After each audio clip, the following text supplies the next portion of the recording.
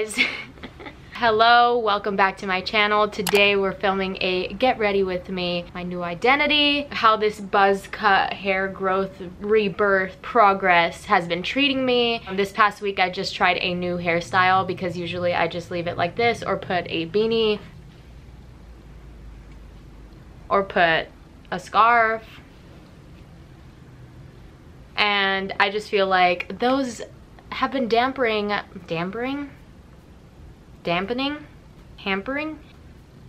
hindering, bringing the vibes down. This hair and this regrowth period deserves so much more than I've been giving it, and so this past week I tried a new hairstyle. Boom, there it is. People ate it up. It broke the internet basically. Along with that, I've been trying some fun different things, and I'll show some pictures of the makeup looks that I've been trying out. I'm wearing this bodysuit that I got from Missguided underneath this long sleeve sparkle party shirt that I got from this place called Acid Shop. I was just shopping at these places only when I couldn't go to the thrift store. Now thrift stores are opening back up and I'll be returning at some point. I just want to talk about my new look and how I've been feeling with this new, I feel, identity and this new layer of myself. I feel like I'm going through a really pivotal time, like the whole world is. I've been listening to the stars lately, literally like just astrology, the stars, and I've just been following my gut feeling. If you guys didn't know, I'm moving back home and with my parents. I might be there already once this video is uploaded, I don't know. I'm actually really excited about it because it's just gonna be really new and I've been needing something new. Also, I'm on my period, which, you know, your girl loves making videos on her period. Another new thing is that I recently got birth control. That will be another video. I got the Nexplanon. My mood has not gone like off the fucking rails like it usually does every single month. Like my women know / period having humans be knowing that this blood coming out of you changes your entire being. Although I still have a couple breakouts, but I think that's also partially like me not taking care of my skin and maybe the shit that I'm eating. That's like the premise of this video. No, it's not. I've been trying out a new look, and it's just been really fun making my own routine and just getting ready for myself, getting ready to go down to the coffee shop, even though I know like half my face is gonna be covered. It's fine.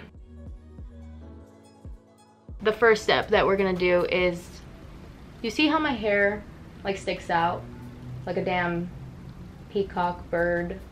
Yeah, what I usually do is flatten it with this scarf for like a good like 30 minutes, all while like I'm doing my makeup. And don't make it too tight, at least that's my tip for my own hair, because sometimes it just does get really too flat and you want some body. But I mean, you can bring the body back to life. You can always do that. Usually I just do a little bit of this. And it's important if like your hair, your scarf like is tucked, because if it's just like free, then the hair right here might not even flatten at all. That's happened to me a couple times. I've been feeling a lot like my old self, at least like YouTube old Jess.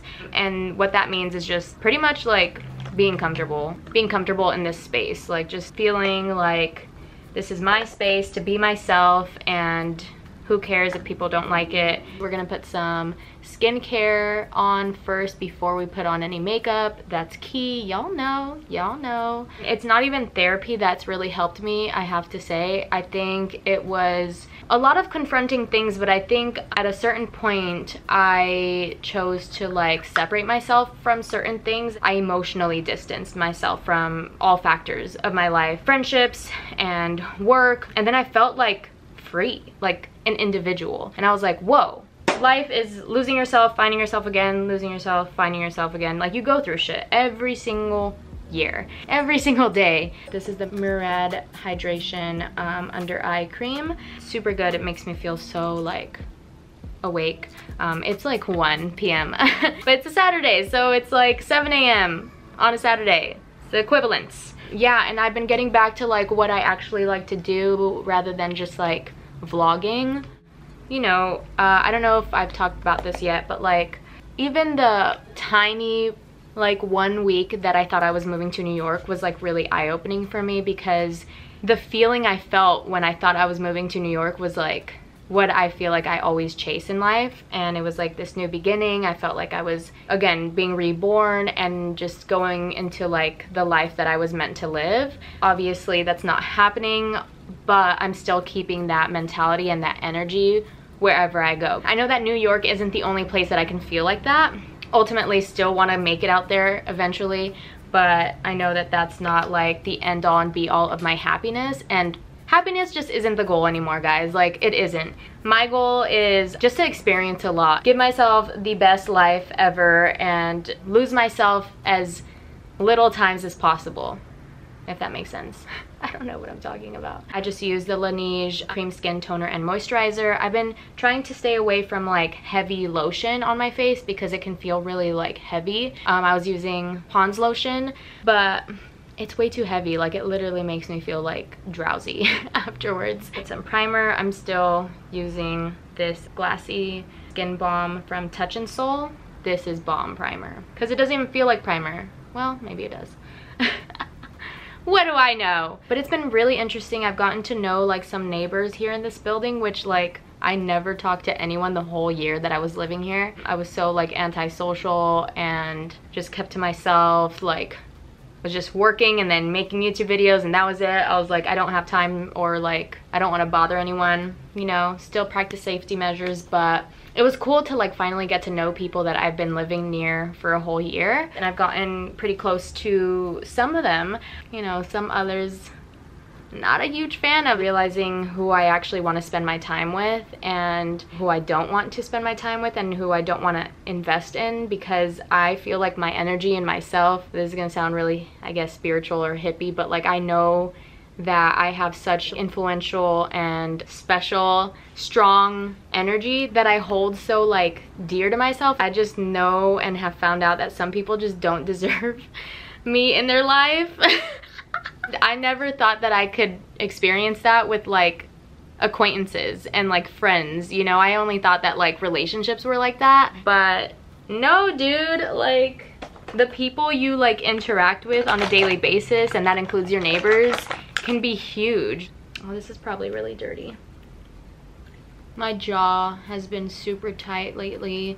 Every time I fall asleep, I wear my Invisalign and it helps me not grind my teeth, but like the tension that I always hold is always present. I heard this helps.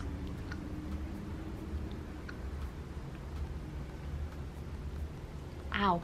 And massaging it from the inside. The chiropractor does that sometimes. It hurts and it triggers my gag reflex and it makes me want to cry every single time I do it. But your jaw is a muscle and it's always like flexing, and you don't like massage it. It's like foam rolling your leg after a really heavy lift day or something. So many people, especially like just in life, deal with stress, TMJ, and just like jaw clenching, and I'm one of those people. So make sure to massage your jaw every once in a while. I actually think this is probably flat enough, and actually I am correct. So that was like 10 minutes or something, right? We'll come back to the hair. Ignore the hair for now. Like I said, some people just don't deserve your time, and I don't take shit lightly. Like if someone says something that is like offensive or just a tad bit racist, or a tad bit like of a microaggression, a tad bit sexist, homophobic, transphobic,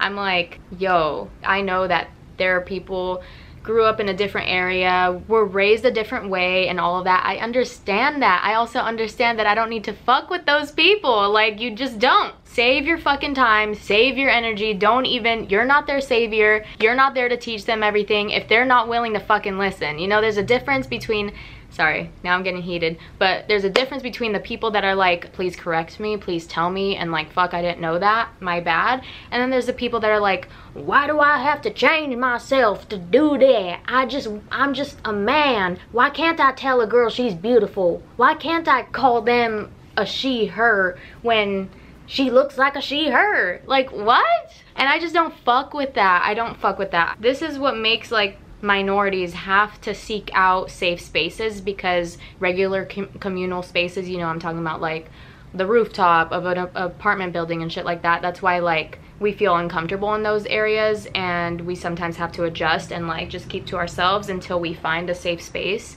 for ourselves and for our community. That's just my thought. So I've been, you know, distancing myself from people that like just don't make me feel safe, and that can mean anything. Your emotions and your gut feeling, they tell you a lot about the people around you. Listen to that shit. The moment you stop listening to your intentions and your body reactions and all of that, that's when you start losing yourself, because you don't even trust yourself.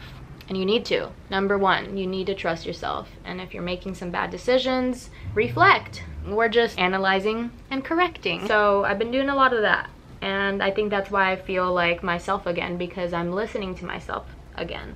And I'm sure I'll go through some different feelings again, and that'll be fine, because we'll just recalibrate. But yeah, it's pretty interesting, honestly, like how everything that's going on in the world is affecting us in every aspect of our lives: work, relationship, friendships, self, spirituality, beliefs, morals, literally anything and everything. But I've been, you know, finding love again for creating, and not that I ever lost it, but I actually finally feel like I have a space here. I am meant to be here. And if anybody disagrees, I'm just kidding. They feel safe there and are creating a space for themselves there. Go off, sis. Go off. Just a little bit of concealer. Just a little bit. Never want to cover up too much of ourselves. But along with that, like, I've met a lot of like really good, nice people like in this building and just in life, and I feel like those people make you feel comfortable in just being yourself, or like just being open. Those people can be such a breath of fresh air. You just never want to lessen yourself or hide some of yourself just to fit in. Like, that's fucking sucky. I feel like I still do that, you know, in certain situations where it's not safe to like be completely myself and be vulnerable. Meeting people where you don't have to do that is like fucking amazing. It's just, it's what life is about, honestly. Like, finding your people who don't make you feel different or weird. And I've done this sometimes too, you know? And then I realize like, oh wait, I'm being toxic, let me stop. Or sometimes I realize that I just didn't like the person. You still need challenges in your friendship to still evolve and all that, but then there's a part where like people just wanna tear you down. I hate when people say this, but some people just are jealous of where you are, who you are, where you're going, whatever, and they wanna keep you stagnant, dude, because of however they're feeling. And I know this because I've done this, okay? So that's the thing. That's why I'm speaking from experience on both sides. Some people are specifically trying to be in your life to trip you up, and they can be disguised as anyone in your life. Truly. Have these conversations with your friends. Just pay attention. Be analytical. The shit that you experience in high school, if you were like me and experienced some major drama in high school, that shit doesn't stop just because you graduated or you're out of high school or you're out of school, period. That shit continues in the workplace. It continues where you live. It continues in your home life. It continues in your adult friendships. Just everywhere, dude. Everywhere. You walk outside and you could encounter a Karen, which is the equivalence of the popular cheerleader. Just kidding. I don't know what she's equivalent to. There are exceptions, and there are people that grow and change. Like, duh, I was not the same fucking bitch that I was in high school. Find all the people you followed in high school on Facebook and just see the difference. Or see not even the difference. Just their true self is unveiled on Facebook. I just didn't know so many of my fucking high school peers were racist. Like, I just didn't know that. I didn't know that, Cassidy. I didn't know you felt that way. There's just all kinds of people that you were around constantly that you had no idea fucking hated your guts. Oh, and then this shit comes out and then you're like, oh,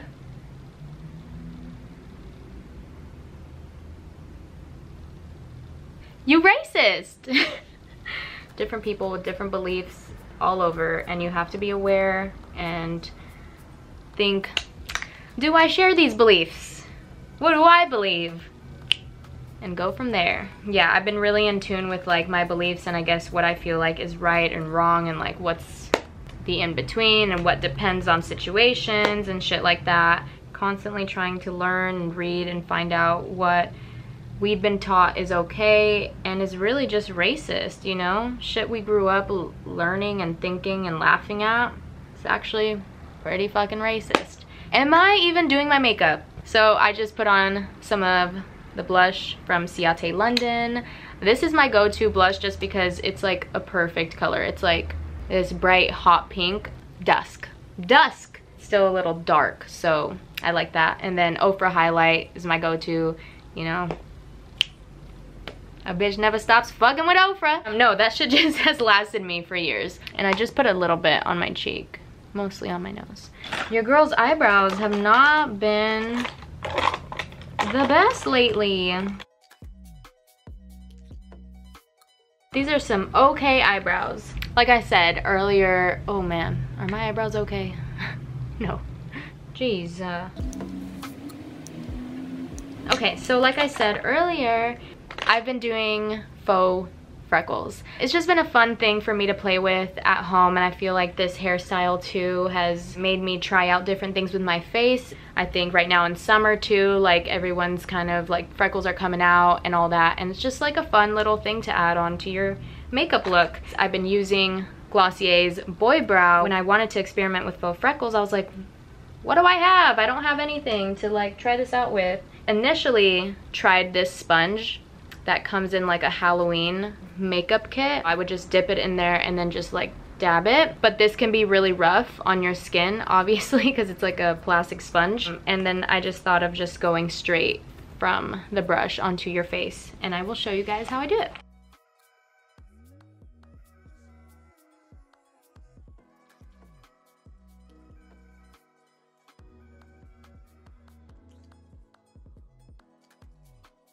Now you just take your finger and dab around so your finger picks up the product that's on your face. Don't let it dry too much because you just want it to look more fainted out than like you literally just plastered freckles on you. And then maybe add some more.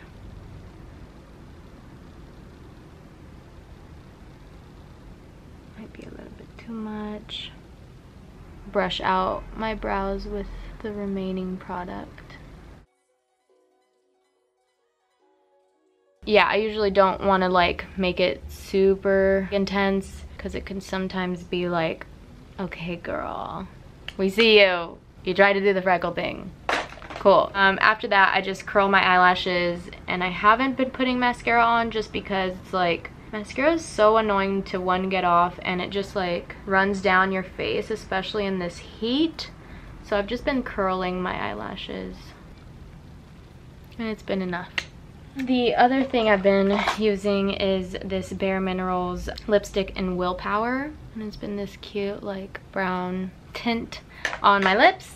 And now we will get into the hair. I use some bobby pins, some leave-in conditioner, and then I use some Eco Gel. First step, sprinkle your hair with water. I would just put a little bit of conditioner, and too much can be like way too much. It literally can just like overpower. So do that, and then the gel is where you have a lot of fun. And you grab kind of a lot, and then just like style, run your hair through, and really you just want to get it on the top and in the front. There's no rules, just add whatever you need. I sometimes just like flattening it. Oh, it looks so weird right now. It's probably because I'm trying to do it for a video, and of course it doesn't go the way I was hoping. This is where the bobby pins come in.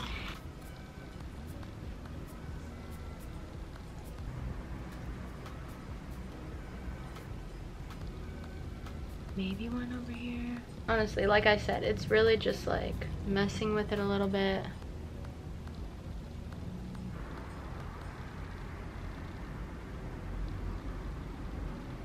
That's cute. I've never done this. Like leave a little bit of that. Okay, let's go take a look in the bathroom actually.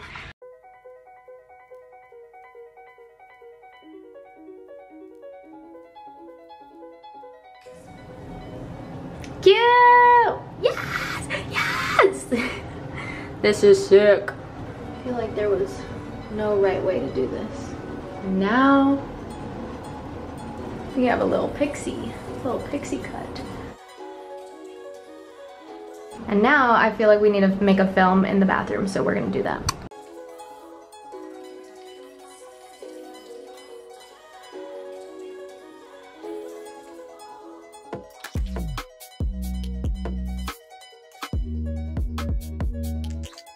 So that concludes the video of how I have adopted this new identity. I hope you guys enjoyed this, and I had so much fun making it. So I will see you guys in my trash bag. Maybe the next time I see you guys, I will be back home with my OG roommates, mom and dad.